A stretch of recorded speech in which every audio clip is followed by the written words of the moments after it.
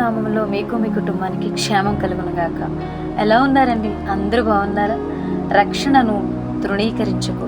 ఇంత గొప్ప రక్షణను మనం నిర్లక్ష్యం చేసిన ఎడల ఎలాగో తప్పించుకుంటాం? హెబ్రీ 2:3.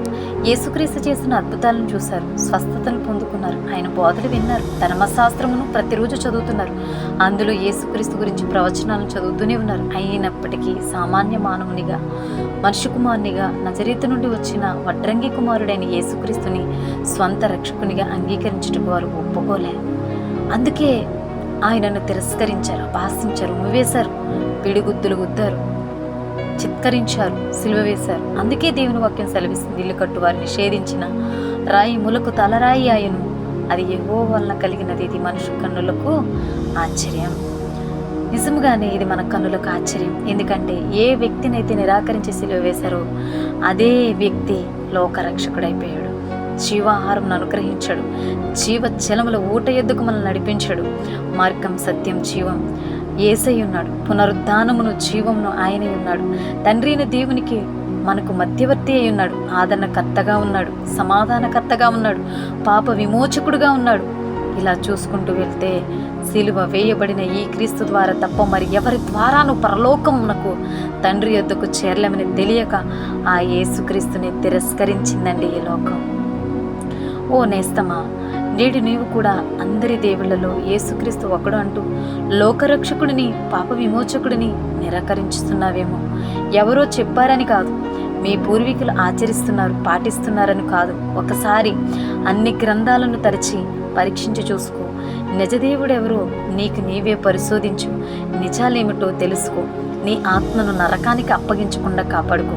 ఓ క్రైస్తవుడా, నీవు ఆశించినది దక్కలేదు అని, నీవు కోరినది జరగడం లేదని, ఏవేవో ఐహిక విచారాలతో నింపబడి కాలానుకూలముగా మనుషులను బట్టి ప్రవర్తిస్తూ దేవుని వాక్యాన్ని నిర్లక్ష్యం చేస్తూ పాపములో కూరిగిపోయే పదే పదే నీ క్రియల ద్వారా క్రీస్తుని సిలువ వేస్తున్నావా? బహు జాగ్రత్త.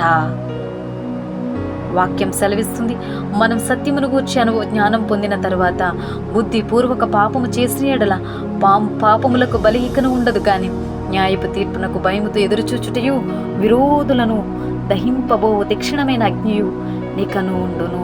ఒకసారి వెలిగింపబడి పరలోక సంబంధమైన వరములను రుచి చూసి పరిశుద్ధాత్మలో పాలివారి దేవుని దివ్య వాక్యమును, రాబోవు యుగ సంబంధమైన శక్తుల ప్రభావమును అనుభవించిన తర్వాత తప్పిపోయిన వారు తమ విషయంలో దేవుని కుమారుని మరలా సిలువ వేయచ్చు, బహాటముగా ఆయనను అవమానపరుచుచున్నారు అని వాక్యం సెలవిస్తుంది. హెబ్రీ 6:4. కాబట్టి ఏవేవో కారణాలు చెప్పుకుంటూ పైకి భక్తి పరురాలి వలె అందరి ముందు వేషధాన్ని కలిగి ఒక గొప్ప విశ్వాసిగా, సేవకునిగా, సేవకురాలిగా, పరిచారకునిగా ఉండక, చీకటి మన కళ్ళకు తగలకముందే, వెలుగు చీకటిగా మారకముందే యేసు క్రీస్తు ప్రేమను, క్షమను, దయను తృణీకరిస్తూ జీవించక నేడు నీకు వినిపిస్తున్న రక్షణ సువార్తను అంగీకరించి ఒకసారి వాక్యానుసారంగా పరిశీలించుకుందామని, సరిచేసుకుంటామని ఆశపడుతున్నానండి. ఎందుకంటే మరి ఒక తరుణం మనకి ఉందో లేదు.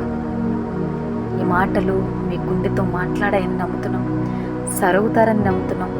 దేవుని వాక్యం మిమ్మల్ని వెలిగిస్తుందని నమ్ముతున్నాం. ఎక్కడ వాక్యం వెల్లడి అవుతుందో అక్కడ వెలుగు కలుగుతుందండి. దేవుని నామానికి స్తోత్రం కలుగునుగాక. ఆమేన్.